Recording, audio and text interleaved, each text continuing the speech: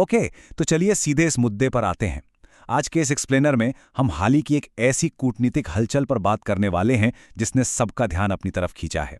America के secretary of state Marco Rubio का भारत दौरा सिर्फ एक आम मुलाकात बिल्कुल नहीं है।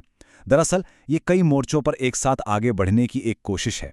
एक तरफ दोस्ती और विश्वास की बातें हो रही हैं, तो दूसरी तरफ ईरान जैसा बड़ा वैश्विक संकट और अमेरिका के नए प्रवासन नियम, इन सब ने इस दौरे को बेहद अहम बना दिया है।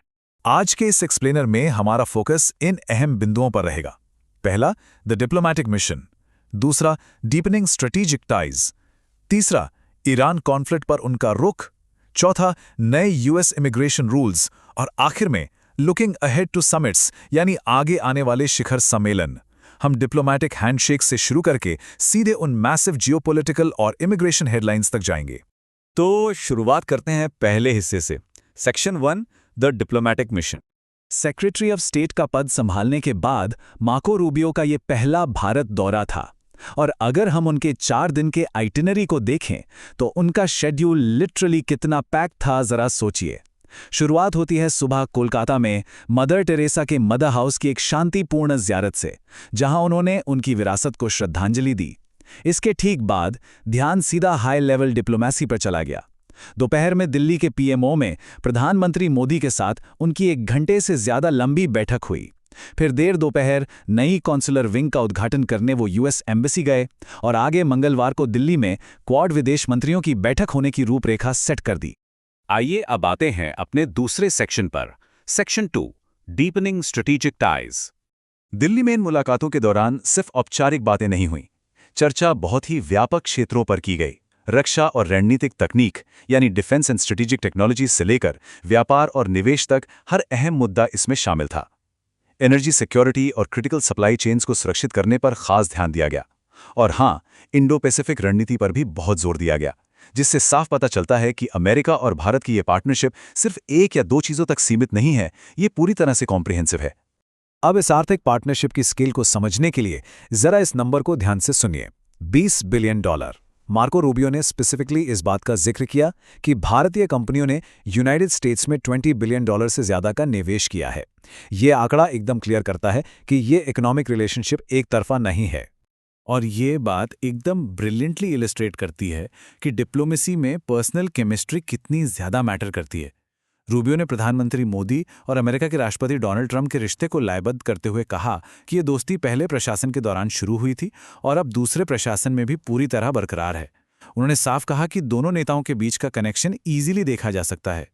ओके, अब फोकस थोड़ा शिफ्ट करते हैं ग्लोबल सिक्योरिटी की तरफ। Section 3, stands on Iran conflict.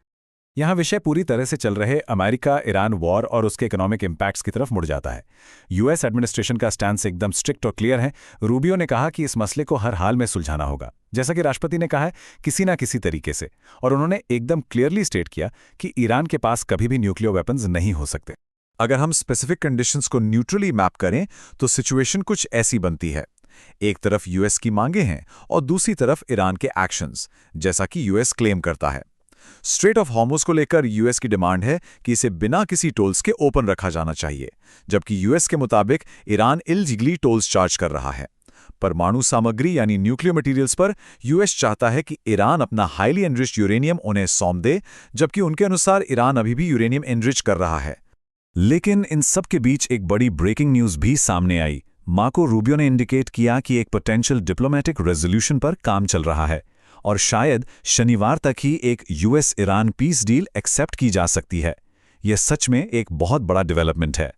अब आप शायद सोच रहे होंगे, इन टॉप लेवल जियोपॉलिटिकल टॉक्स और ग्लोबल वॉरफेयर का एवरीडे प्रोफेशनल्स पर आखिर क्या असर पड़ता है?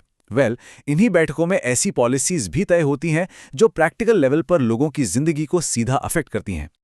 और यही हमारा अगला हिस्सा है, section 4, new US immigration rules. इस दौरे के दौरान नए अमेरिका फर्स्ट वीजा शेड्यूल और इमिग्रेशन ओवरहॉल का भी बड़ा जिक्र हुआ। यह फैसला क्यों लिया गया? इसके लिए रूबियो ने स्पेसिफिकली एक नंबर साइट किया, 20 मिलियन। उन्होंने बताया कि पिछले कुछ सालों में 20 मिलियन इल्लीगल बॉर्डर एंट्रीज हुई हैं, जिसकी वजह से ट्रंप एडमिनिस्ट्रेशन को ग्रीन कार्ड सिस्टम रिफॉर्म करने का यह कदम उठाना पड़ा। तो द क्रूशियल पॉइंट इज कि आखिर बदलाव क्या है? पहले की पॉलिसी के तहत फॉरेन नेशनल्स अमेरिका में रहते हुए ही ग्रीन कार्ड के लिए अप्लाई कर सकते थे, लेकिन नई पॉलिसी के तहत जो लोग टेम्पररी वीजास पर हैं उन्हें परमानेंट रेजिडेंसी अप्लाई करने के लिए वापस अपने होम कंट्री आना पड़ेगा। ये एक बहुत ही फंडामेंटल शिफ्ट है प्रोसेस में। अब क्योंकि ये अनाउंसमेंट इंडिया विजिट के दौरान हुई तो लोगों को लगा शायद ये सिर्फ इंडियंस के लिए है, लेकिन रूबियो ने एनडीटीवी को दिए इंटरव्यू में बिल्कुल क्लियर कर दिया। उन्होंने कहा ये सिर्फ इंडिया के बारे में नहीं है, ये सभी के लिए एप्लीकेबल है, यानी नए वीजा रूल्स ग्लोबली अप्लाई होंगे। और अब आते हैं अपने आखिरी हिस्से पर, section 5 looking ahead to summits. ये विजिट दरअसल आगे आने वाले हाई लेवल मीटिंग्स के लिए एक स्टेज सेट कर रही है। आगे का इंटरनेशनल कैलेंडर काफ़ी बिजी है। मंगलवार को दिल्ली में क्वाड विदेश मंत्रियों की मीटिंग, उसके बाद जून में मियामी में G20 समिट है और फिर G7 समिट भी शेड्यूल्ड है। और हाँ, इस विजिट की एक और बड़ी हाईलाइट ये रही कि प्रधानमंत्री मोदी को व्हाइट हाउस आने का इन्विटेशन दिया गया है।